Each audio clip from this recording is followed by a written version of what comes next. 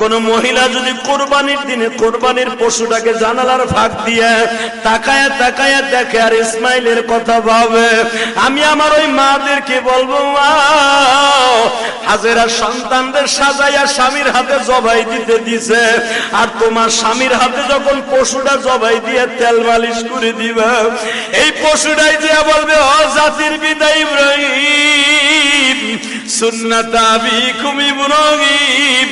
তোমার সুন্নাত আদায় করতে যাই মহিলাই গরুটারে খৈল ভুসি খাওয়াইছে,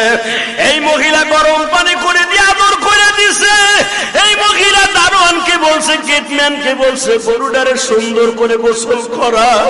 মনে রাখো গো মা, এই জন্যই দেখবেন গরু কিনবেন আপনি,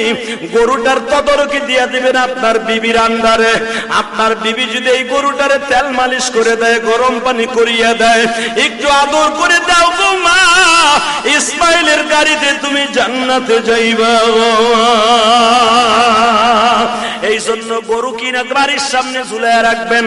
বাড়ির সামনে বাইন্দা রাখবেন, আপনি নিজের হাতে আদর করবেন, এটারে শ্যাম্পু দিয়ে গোসল করাবেন, এটার মাথায় চুলকায় দিবেন, আর চোখের বাড়ি ছাইড়ে দিয়া বললেন, হে পশুরে, তোরে আমি কিনছিলাম, তুই আমারে পাপের থেকে বাঁচাই দিয়ে গেলি।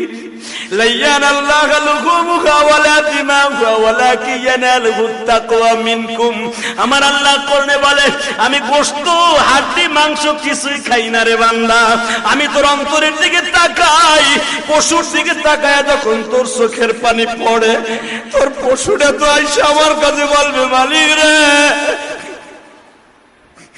কোটি কোটি পশু গাবতলির হাটে, হাসনাবাদের হাটে, পোস্তগোলার হাটে, মিরপুরের হাটে, ক্যান্টনমেন্টের হাটে,